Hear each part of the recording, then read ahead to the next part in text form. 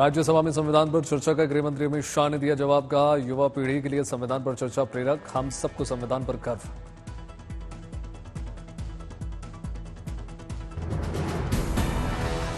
इस संविधान को हमेशा मस्तक झुकाकर सब प्रणाम करते हैं। हम सबको इस पर गर्व है और हम सब इस संविधान को हमेशा मस्तक झुकाकर सब प्रणाम करते हैं। अमित शाह ने कहा, 75 साल से भारत का लोकतंत्र सफल, हमारा लोकतंत्र पाताल से भी गहरा है।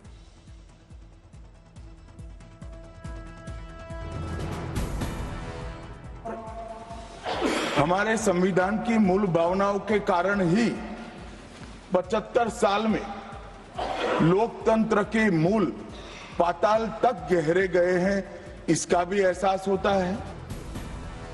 संविधान पर चर्चा का जवाब देते हुए कांग्रेस पर बरसे अमित शाह। कहा, कांग्रेस ने संविधान के साथ छल किया, संविधान को निजी परिवार की जागीर समझा। गृह मंत्री अमित शाह ने कहा, आज तक इतने चुनाव हुए लेकिन किसी ने सभाओं के संविधान लहराया नहीं, लेकिन कांग्रेस ने संविधान लहराकर झूठ बोलकर जनादेश लेने का काम किया। संविधान को लहराकर झूठ बोलकर जनादेश लेने का कुत्सित प्रयास कांग्रेस पार्टी के नेताओं के माध्यम से। कांग्रेस को घेरते हुए अमित शाह ने कहा, चुनाव से बचने के लिए इमरजेंसी लगाई गई। इमरजेंसी के समय लाखों लोग जेल में गए। क्या हुआ था आपातकाल में? लाखों लोग कोई अपराध के बगैर जेल में ठूस दिए गए। लाखों लोग, कोई पॉलिटिकल पार्टी बाकी नहीं है। आज इनके साथ बैठे हैं, उनमें से भी कुछ लोग जेल में थे, वो भी नहीं बोलते हैं। गृह मंत्री अमित शाह ने कहा, बीजेपी ने 16 साल में 22 संविधान संशोधन किए, कांग्रेस ने 55 सालों में 77 संविधान संशोधन किए। One nation one election bill Lok Sabha में किया गया स्वीकार। बिल के पक्ष में पड़े 269 वोट, विरोध में 198। सदन में एक देश एक चुनाव पर जोरदार बहस, विपक्ष ने किया बिल का पुरजोर विरोध। समाजवादी पार्टी और कांग्रेस ने कहा, संविधान की मूल भावना के खिलाफ है one nation one election bill. Jairam Ramesh ने बिल को लेकर कहा, लोकतंत्र को हटाने के लिए लाया जा रहा है ये बिल। इसका उद्देश्य इस देश में लोकतंत्र और जवाबदेही को खत्म करना है। वन नेशन वन इलेक्शन पर राम गोपाल यादव ने कहा, हम इस बिल का विरोध करेंगे, ये बिल संविधान के खिलाफ। प्रधानमंत्री मोदी का राजस्थान दौरा, राज्य को दी 40,000 करोड़ से ज्यादा की सौगात। भजनलाल शर्मा सरकार के 1 साल पूरे होने पर 1 वर्ष परिणाम उत्कर्ष कार्यक्रम का शामिल हुए और प्रधानमंत्री ऊर्जा, सड़क, रेलवे और जल से जुड़ी योजनाओं का लोकार्पण और शिलान्यास उन्होंने किया।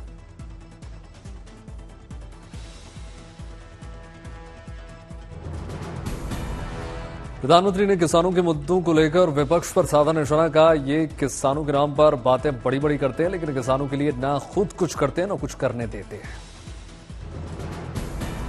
प्रधानमंत्री मोदी ने कांग्रेस पर साधा निशाना। कहा, कांग्रेस समाधान के बजाय राज्यों के बीच जल विवाद को बढ़ावा देती रही।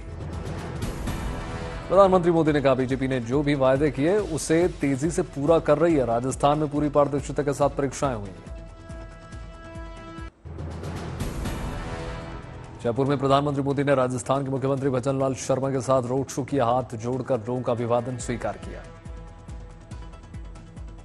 इसलिए चर्चा तो उत्तर प्रदेश विधानसभा में वित्त मंत्री सुरेश खन्ना ने पेश किया 17,865 करोड़ रुपए का दूसरा अनुपूरक बजट। विपक्ष ने साधा निशाना।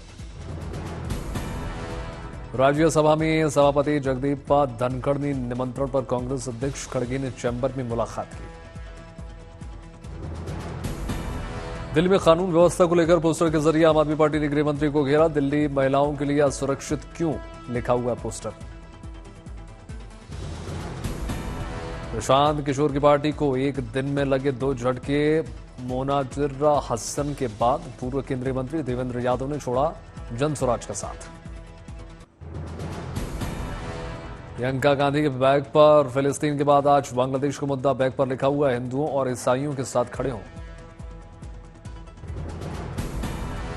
संसद परिसर में प्रियंका ने बैग के साथ किया प्रदर्शन, बांग्लादेश के हिंदुओं को न्याय दो के नारे लगाए।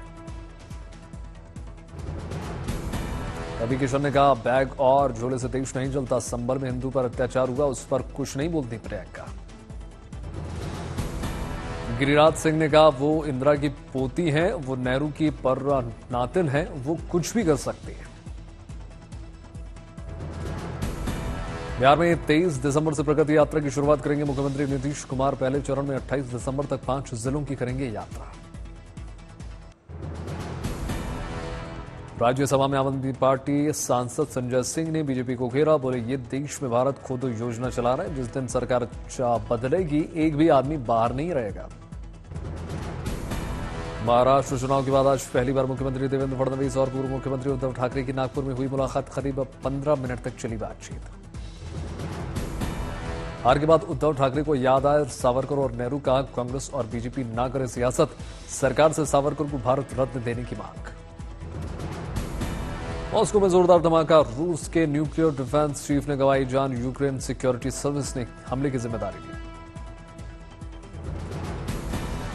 Igor Kirillov nuclear defence force के चीफ थे। परमाणु हथियारों के अलावा रासायनिक और जैविक हथियारों की कमान भी इगोर के हाथों में थी। संभल के बाद वाराणसी के मदनपुरा इलाके में मिला मंदिर, महिला श्रद्धालुओं ने शंखनाद किए, लगाए हर हर महादेव के जयकारे।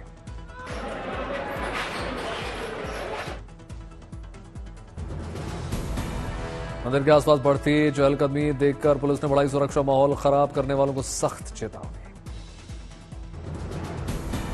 स्थानीय हिंदू लोगों का दावा, सिद्धेश्वर महादेव का मंदिर 200 से 250 साल पुराना मंदिर है। पिछले कई दशकों से मंदिर के दरवाजों पर लटका है ताला। मुस्लिम परिवार ने मंदिर में पूजा पाठ शुरू कराने का न्योता दिया, कहा स्वागत है अगर बगैर तमाशे के साथ आए श्रद्धालु। बंद मंदिर को खोलकर पूजा करने की अनुमति के लिए सनातन रक्षक दल ने पुलिस को दिया प्रार्थना पत्र। संबल मंदिर के पीछे का अवैध अतिक्रमण हटाने का काम लगातार जारी, बनी बस्ती में मिला एक और मंदिर। संबल के शंकर मंदिर में ढोल और डबरू बजाकर हुई आरती। 46 साल बाद खुले मंदिर में शिवलिंग पर किया गया मंदिर श्रृंगार। मंदिर पर जयकारों का उद्घोष, मंदिर में आरती के दौरान उमड़ी आस्था सैलाब।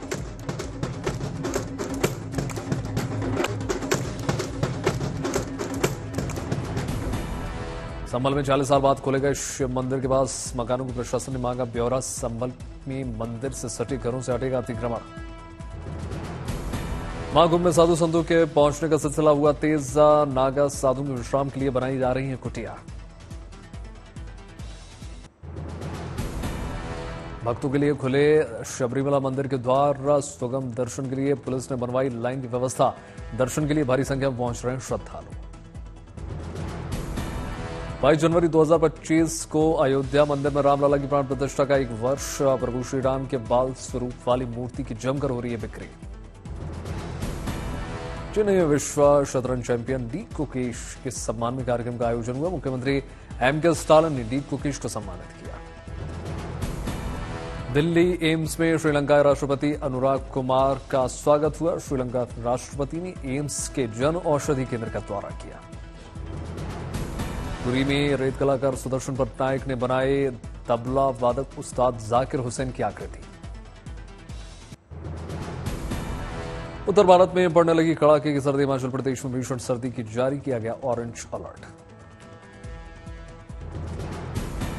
हिमाचल के ऊना, बिलासपुर, हमीरपुर और मंडी जिलों में कड़ाके की ठंड लगातार जारी। आज 7 बर्फीली हवाओं से बढ़ेगी ठंड। शीत लहर की चपेट में दिल्ली एनसीआर। दिल्ली में सुबह सुबह दिख रहा है स्मॉग। दिल्ली एनसीआर में ठंड ने बढ़ाई लोगों की परेशानी। ठंड की वजह से नोएडा में आज से सुबह 9 बजे से खुले स्कूल्स। राजस्थान के करौली में तापमान 1.3 डिग्री से रुढ़का। मौसम विभाग ने चेतावनी जारी की और गिरेगा तापमान। हिमाचल सहित जम्मू कश्मीर में बर्फबारी से कड़ाके की ठंड। मैदानी इलाकों में शीतलहर का सितम। कश्मीर में कड़ाके की ठंड। शोपियां में -8.9 डिग्री सेल्सियस हुआ तापमान। घाटी के कई इलाकों में जम गई पानी की लाइनें। बर्फबारी से घाटी में बढ़ी खूबसूरती, कुदरत से पेड़ पौधों का किया गया श्रृंगार। बर्फ की सफेद चादर से स्वर्ग सा सजा नजर आया सोनमर्ग। लगातार हो रही बर्फबारी से लुढ़का तापमान। कश्मीर में हुई बर्फबारी का दीदार करने पहुंच रहे हैं सैलानी। बर्फ की फुहारों के बीच झूमते नजर आए टूरिस्ट।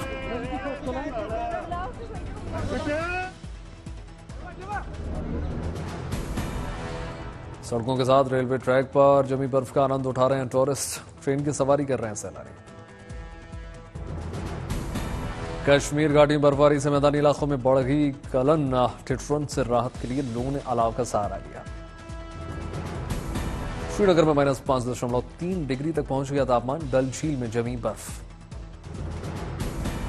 शीतलहर की चपेट में बागेश्वर, जबरदस्त पाले और कोहरे से ठंड में इजाफा।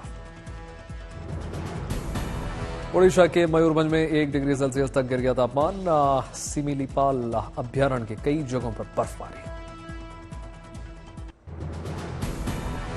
उत्तर प्रदेश के प्रयागराज में सर्द हवाओं से बढ़ गई मुसीबत। कोहरे और ठंड में इजाफा। उत्तर प्रदेश के संभल में भी बढ़ी कपकपी। लोग अलाव का सहारा ले रहे हैं। कानपुर के चिड़ियाघर में पक्षियों और जानवरों को ठंड से बचाने के लिए इंतजाम किए जा रहे हीटर और ब्लोअर। राजस्थान के अजमेर में भी बढ़ी ठंड। सुबह और शाम लोग ले रहे हैं अलाव का सहारा। उदयपुर शेखावटी में पारा 1 डिग्री दर्ज किया गया। सर्दी में भगवान को पहनाए गए गर्म कपड़े। दिल्ली के जवाहरलाल नेहरू स्टेडियम में पैरा एथलीट चैंपियनशिप का आयोजन हुआ। दिव्यांगों ने अपनी प्रतिभा और खेल से दर्शकों का मन मोहा। WPL में सबसे महंगी खिलाड़ी बनने के बाद सिमरन शेख का धारावी के लोगों और उनके परिवारजनों ने भव्य स्वागत किया। ब्रिस्बेन टेस्ट में फॉलो ऑन से बची टीम इंडिया। 9 विकेट्स के नुकसान पर 252 रन बना चुकी है टीम इंडिया।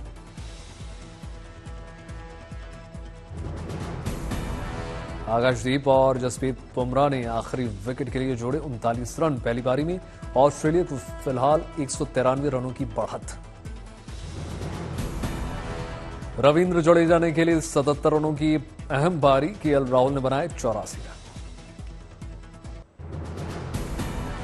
प्रयागराज में श्रद्धालुओं के लिए खुले अक्षयवट के द्वार। अक्षयवट कॉरिडोर बनने के बाद दर्शन करने वाले श्रद्धालुओं की संख्या में हो रहा है इजाफा।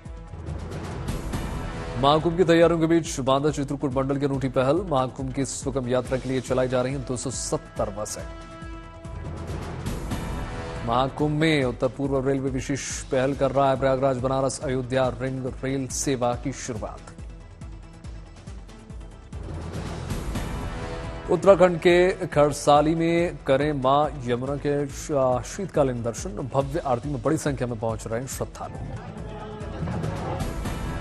उज्जैन के श्री महाकाल को 1 साल में 1.5 अरब से ज्यादा चढ़ावा मिला। महाकाल लोक के निर्माण से बढ़ी आय। दिल्ली में backward classes centre for empowerment summit का आयोजन हुआ। ओबीसी वर्ग को सशक्त बनाने के साथ उनके रोजगार के सृजन जैसे विषय पर चर्चा। देहरादून में मुख्यमंत्री पुष्कर सिंह धामी ने लैब असिस्टेंट और प्रांतीय रक्षक दल अधिकारियों को बांटे नियुक्ति पत्र। देहरादून में मुख्यमंत्री धामी ने फॉरेंसिक लैब वाहनों को दिखाई हरी झंडी। सीन ऑफ क्राइम पर होगा अपराध का परीक्षण। टिहरी में राजकीय इंटर कॉलेज में आयोजित खेल महोत्सव कार्यक्रम में सीमा थामी हुए शामिल। कोयम्बटूर के वीर वोमन वीरा सिलमट्टा ट्रेनिंग स्कूल के बच्चों ने बनाया वर्ल्ड रिकॉर्ड। 400 से अधिक बच्चों ने मशाल के साथ पारंपरिक मार्शल आर्ट का दिखाया करतब।